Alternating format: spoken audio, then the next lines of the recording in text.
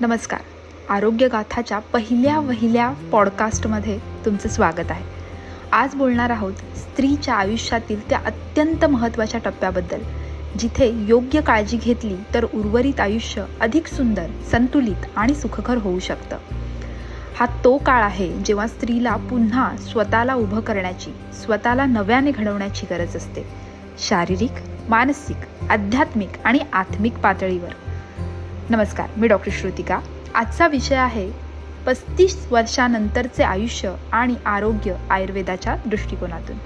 कृपया एक pen, pad किंवा वही घेऊन बसा. शांतपणे बसून हे ऐका, कारण हे फक्त माहिती म्हणून नाही आहे, ही तुमच्या स्वतःच्या आरोग्याची सुरुवात आहे. जर तुम्ही प्रवासात असाल किंवा शांत बसलेले असाल तर फक्त तुमचे हेडफोन्स लावा आणि स्वतःसाठी हा वेळ द्या. आज कोणत्याही जबाबदाऱ्या नाहीत, ना नोकरीचा ताण, ना घरकामाची घाई, ना आईपणाच्या जबाबदाऱ्या. फक्त तुम्ही आणि तुमचं आरोग्यदायी रूप आयुर्वेदाच्या सोबत. हा पॉडकास्ट तुमच्या प्रत्येक मैत्रिणीसाठी, बहिणीसाठी, आईसाठी, तुमच्या आयुष्यातील प्रत्येक स्त्रीसाठी आहे. कारण प्रत्येक स्त्रीला तिचं आरोग्यदायी, आनंदी आणि संतुलित रूप मिळायला हवं. वयाच्या 35 नंतर स्त्रीच्या शरीरात नैसर्गिकरित्या हार्मोनल बदल, वात, पित्त, कफ यांसारख्या दोषांची वाढ आणि धातूंची हळूहळू घट सुरू होते. या काळात थकवा, पाळीतील बदल, वजन वाढ, सांधेदुखी आणि त्वचेतील बदल अधिक दिसू शकतात. आयुर्वेदानुसार हा परिवर्तनाचा टप्पा आहे, जिथे योग्य दिनचर्या, संतुलित आहार, व्यायाम, तणाव नियंत्रण केल्यास अनेक पुढील समस्या, आरोग्यविषयीच्या समस्या ह्या टाळता येतात. त्यामुळे 35 नंतर शरीराकडे दुर्लक्ष न करता नियमित तपासणी, स्वतःची काळजी आणि योग्य जीवनशैली अत्यंत आवश्यक आहे. नित्यम हित आहार विहार सेवी. जो व्यक्ती नियमित हितकर आहार विहार पाळतो त्याचे आरोग्य चांगले राहते. धातूनां क्षयवृद्धीभ्याम दोषाणां च अपि सेवया. धातूंचा क्षय किंवा वाढ आणि दोषांचे असंतुलन यामुळे शरीरात बदल किंवा व्याधी निर्माण होतात.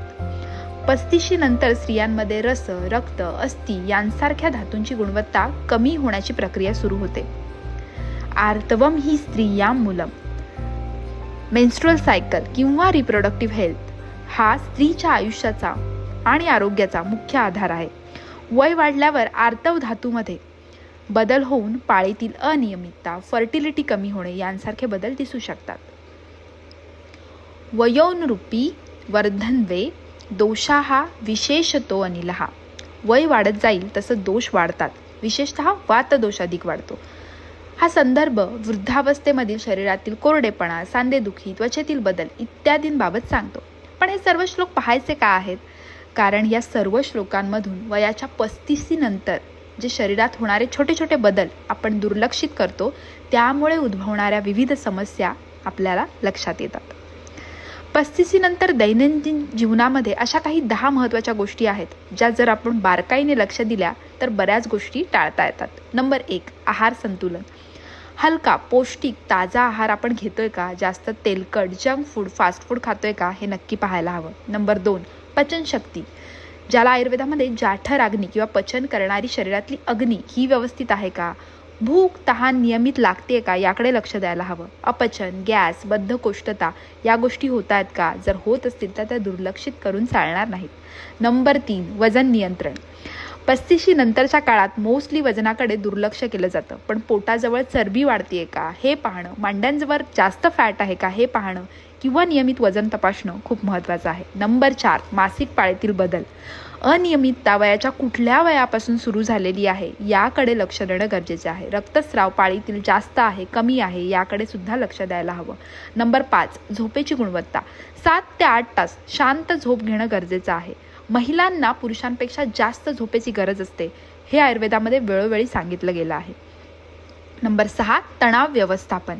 चिडचिड, anxiety, mood swing, over thinking या सर्व गोष्टी सर्रास महिलांमध्ये पाहिल्या जातात.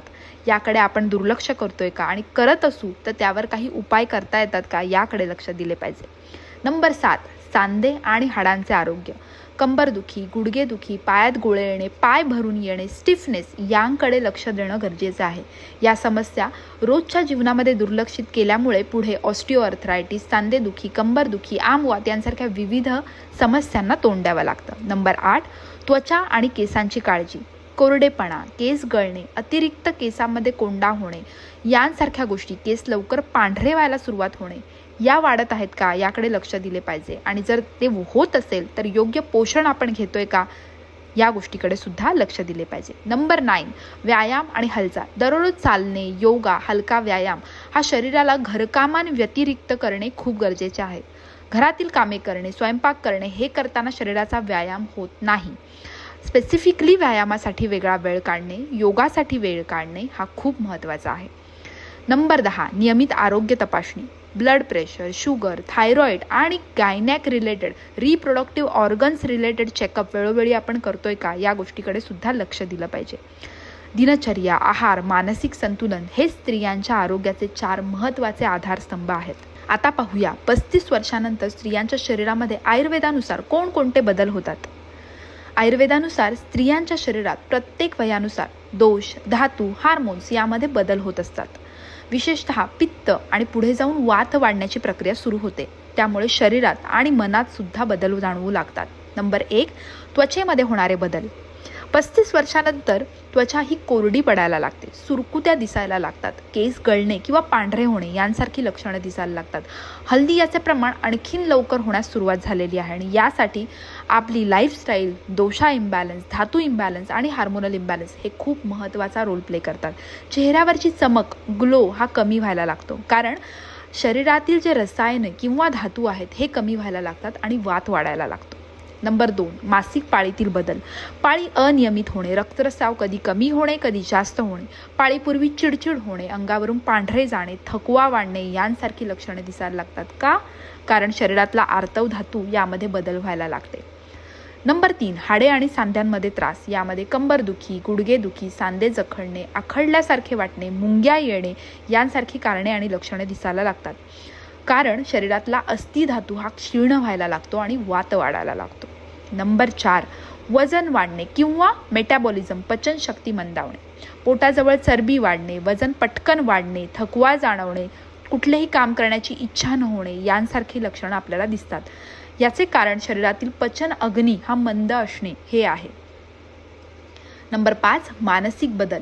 ताण, एन्झायटी, झोप नीट न लागणे, सतत एकाच गोष्टीचा अतिविचार करणे, मूड स्विंग्स होणे या सर्व लक्षणांमध्ये वात आणि पित्त हे दोन्ही दोष आयुर्वेदातील इम्बॅलन्स असल्याचे, असंतुलन असण्याची लक्षणे आहेत.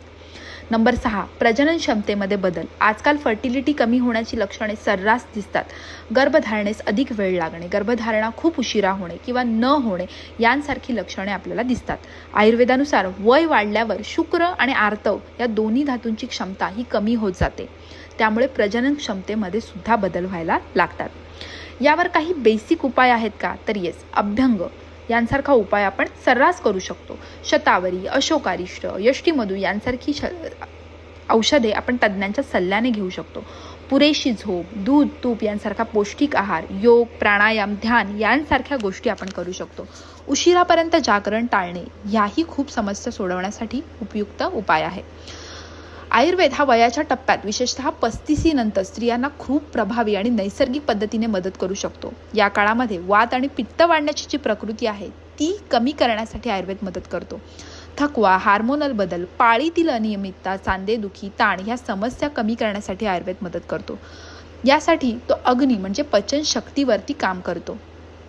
मानसिक आरोग्य आणि स्थैर्य देण्यासाठी मदत करतो. प्रजनन आरोग्य सुधारण्यास मदत करतो.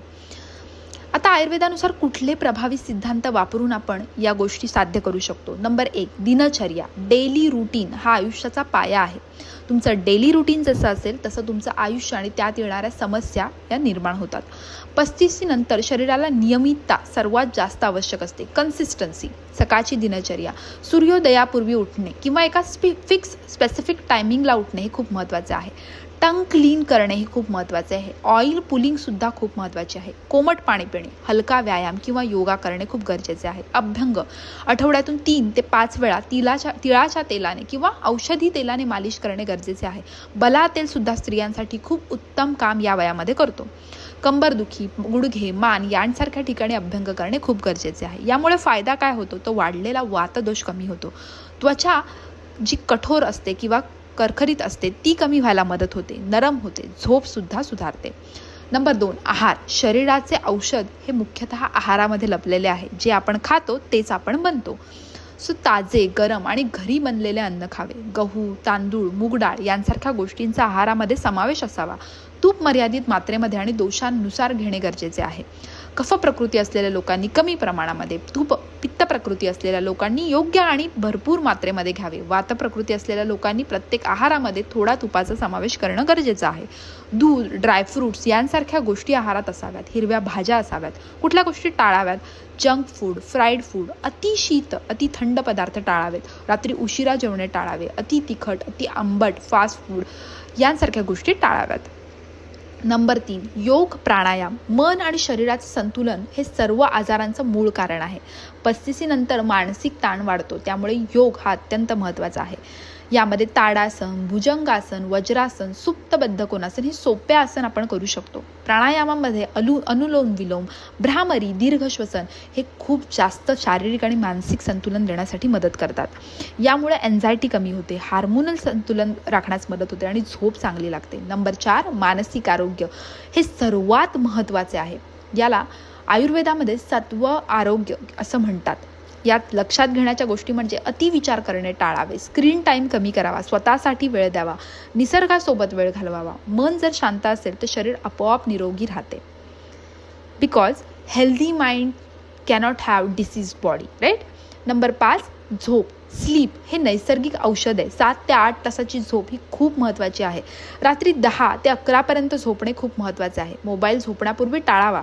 झोप कमी झाली तर वातदोष वाढतो आणि शरीर लवकर वृद्ध होण्यास मदत होते. नंबर 6, आयुर्वेदिक औषधी सहाय्य. तज्ज्ञ सल्ल्याने आपण शतावरी, अशोक, यष्टीमधू, त्रिफळा यांसारखी स्त्रियांसाठी उत्तम काम करणारी औषधं तज्ज्ञ आयुर्वेदिक डॉक्टरांच्या सल्ल्याने नक्की चालू करू शकतो. शरीर शुद्धी, डिटॉक्सिफिकेशन. शरीरात साठलेले टॉक्झिन्स बाहेर काढण्यासाठी शरीर शुद्धी खूप महत्त्वाची आहे.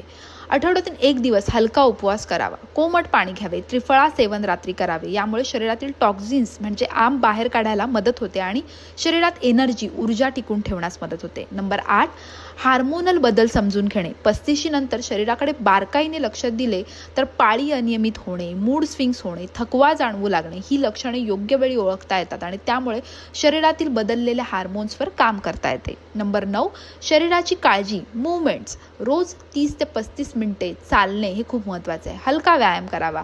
बसून राहणे कमी करावे.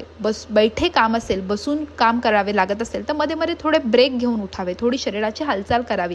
कारण निष्क्रिय जीवनशैली ही रोग वाढवण्याचे मुख्य कारण आहे. नंबर 10, नियमित आरोग्य तपासणी. Blood pressure, sugar, thyroid, gynaec checkup यांसारख्या गोष्टी या वर्षातून एकदा तरी आपण चेक केल्या पाहिजेत. त्यासाठी तज्ज्ञांचा सल्ला घेतला पाहिजे. आहार आणि पचन सुधारणा. आता समस्या कोणत्या येतात तर गॅस, अपचन, मंद पचन यांसारख्या गोष्टी येतात.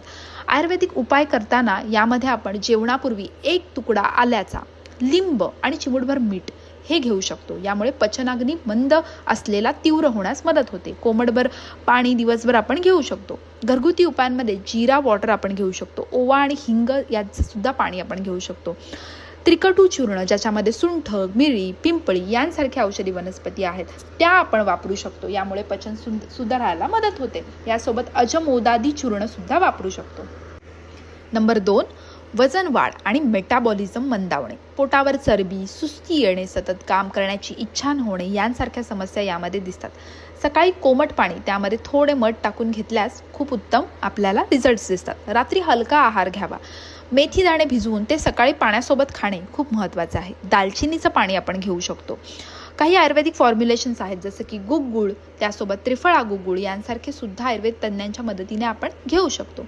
नंबर 3, मासिक पाळीतील बदल. समस्या कुठल्या असतात तर अनियमित पाळी, पेन, मूड स्विंग्स यांसारख्या गोष्टी. कोरफडीचा रस, शतावरी चूर्ण, शतावरी कल्प, कुमारी आसव यांसारख्या गोष्टी आपण घेऊ शकतो.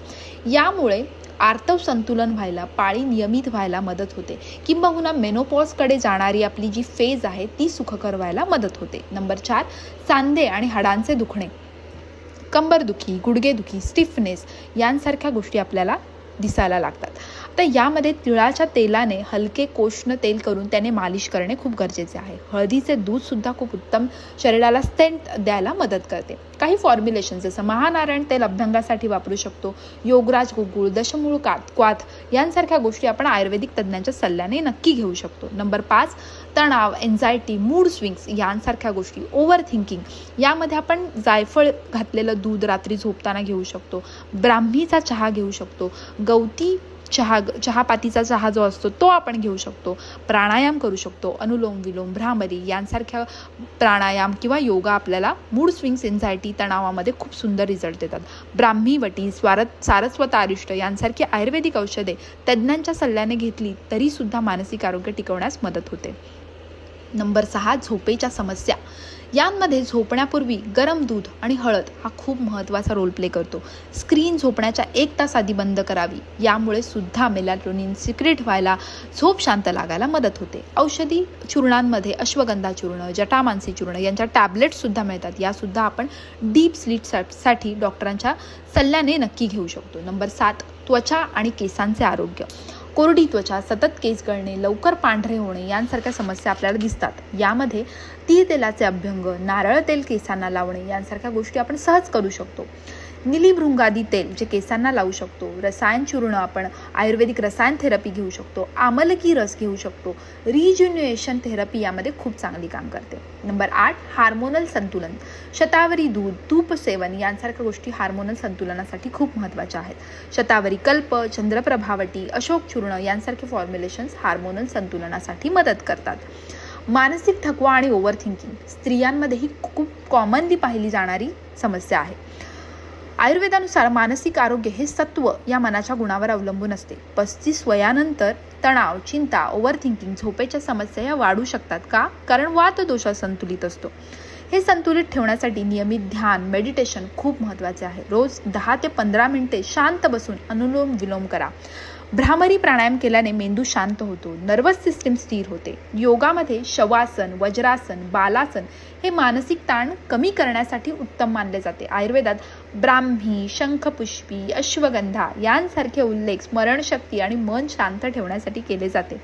पण त्याचा वापर तज्ज्ञांच्या सल्ल्यानेच करावा. नियमित दिनचर्या पाळणे, सकाळी लवकर उठणे, रात्री वेळेवर झोपणे, सूर्यप्रकाश अंगावर घेणे, डिजिटल स्क्रीनचा वेळ कमी करणे या गोष्टी मानसिक आरोग्यासाठी अत्यंत महत्त्वाच्या आहेत. कुठले उपाय करू शकतो? ध्यान करू शकतो, ब्राह्मी सेवन करू शकतो, गूळ आणि तूप यांचे सेवन सुद्धा करू शकतो. मेध्यवटी, ब्राह्मी घृत ह्या गोष्टी आपल्याला स्मरणशक्ती उत्तम ठेवायला, काम माइंड करायला मदत करतात. नंबर 10, डिटॉक्स आणि शरीर शुद्धी. आठवड्यातून 1 दिवस उपवास हा शरीर शुद्धीसाठी खूप महत्त्वाचा आहे. कोमट पाणी घ्या. त्रिफळा रात्री झोपण्यापूर्वी घेऊ शकतो. गरम पाणी दिवसभर आपण घेऊ शकतो. त्रिफळा चूर्ण, पंचकर्म यामध्ये विरेचन, बस्ती हे सुद्धा तज्ज्ञांच्या सल्ल्यानुसार आपण घेऊ शकतो. 35 वर्षानंतर शरीर कमजोर होत नाही तर ते संवेदनशील होते. आहार, औषध, योग आणि शांत मन हे 4 जर आरोग्याचे स्तंभ पाळले तर स्त्रीचे आरोग्य दीर्घकाळ सुंदर, ऊर्जावान आणि संतुलित राहायला मदत होते. वरील पॉडकास्टमध्ये आपण महत्त्वाचे 10 विविध आस्पेक्टनी स्त्रियांच्या आरोग्याबद्दलचे पॉईंट्स पाहिले आहेत. तुम्हाला हा पॉडकास्ट कसा वाटला मला नक्की सांगा. तुमच्या आणखीन कुठल्या समस्या असतील तर कमेंट्समध्ये नक्की लिहा. तुमच्या मित्रमैत्रिणींना, आईला, आजीला, मावशीला हा व्हिडिओ, हा पॉडकास्ट नक्की शेअर करा.